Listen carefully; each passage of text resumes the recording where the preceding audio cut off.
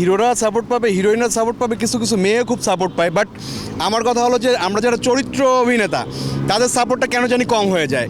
যৌনতার সাথে আপনার বিনোদন একটা খুব গুড রিলেশন, কিন্তু আমাদের এখানে মনে হয় যৌনতা খেয়ে দিছে মানে ক্রিয়েশনকে। একটা পাসিং আর্টিস্ট বা পাসিং শট দিছে একটা মেয়ে, তার বাসার খবর নিচ্ছে, তার সামনে যে ক্যামেরা ধরতেছে।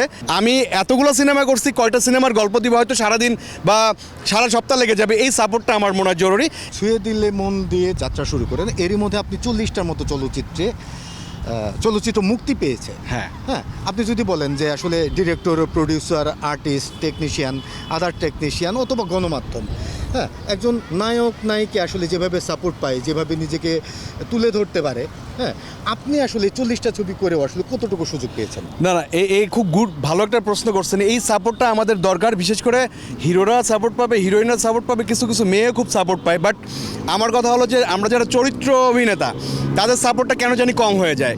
কারণ একটা ইন্ডাস্ট্রিতে কিন্তু যৌনতার সাথে আপনার বিনোদন একটা খুব গুড রিলেশন, কিন্তু আমাদের এখানে মনে হয় যৌনতা খেয়ে দিছে মানে ক্রিয়েশনকে। আমাদের এখানে ভালো ডিরেক্টরের অভাব, আর ভালো যে দু একজন ডিরেক্টর আছে তারা হয়তো ফাইন্যান্সের অভাবে কাজ করতে পারছে না। বাট আমার মনে হয় আমার মতো যারা স্ট্রাগল করতেছে ভালো কাজের জন্য, তাদের প্রতিটা সেক্টরে হচ্ছে হেল্প করা উচিত। সেটা ডিরেক্টরে বলেন, কোনো টেকনিশিয়ান বলেন, বা সাংবাদিক বলেন।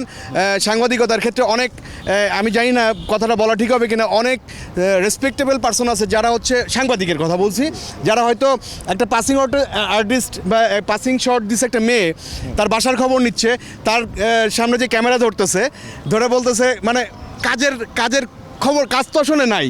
যেহেতু ক্যামেরা নিয়ে গেছে, জিজ্ঞেস করতেছে ঈদের বাজার করলেন কত লাখ টাকার, আপনার শাড়িটা কেমন, আপনার ফ্ল্যাটটা কোন টাইলস দিয়ে করছেন।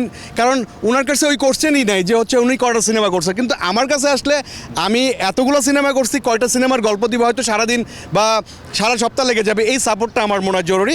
কারণ হ্যাঁ, ক্রিয়েশন যৌনতা থাকবে, বাট হচ্ছে ক্রিয়েটিভ লোকদের একটু মূল্যায়ন করতে হবে। আমার মনে হয় সেটার এই দিকটা আমার মনে হয় একটু খেয়াল দেওয়া উচিত।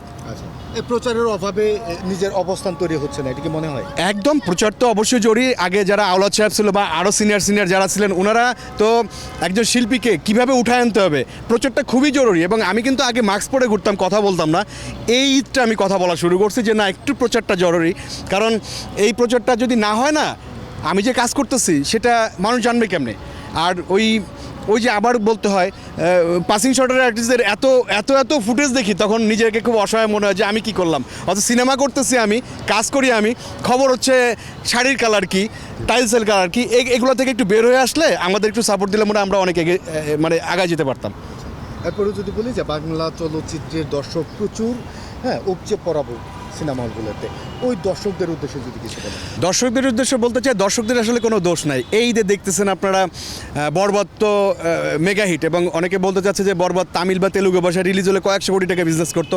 জঙ্গলি যাচ্ছে, তারপরে হচ্ছে চক্কর যাচ্ছে, আরও অনেক সিনেমা ভালো যাচ্ছে। ভালো কাজ দেখতে চায় দর্শক, পচা কাজ দেখতে চায় না। সেটা আপনি মানে চাপাবাজি করলে তো হবে না। মানুষ ক্রিয়েশন চায়। হলে একটা মানুষ তখনই পকেটের পয়সা খরচ করে সিনেমাটা দেখবে যখন সিনেমাটা ভালো লাগবে। আমার মনে হয় আরও মেধাবী ডিরেক্টর কিছু আসা দরকার। আমাদের একজন রায়হান রাফি আছে, মেহেদী হাসান হৃদয় চলে আসলো, আমাদের হচ্ছে এম রাহিম।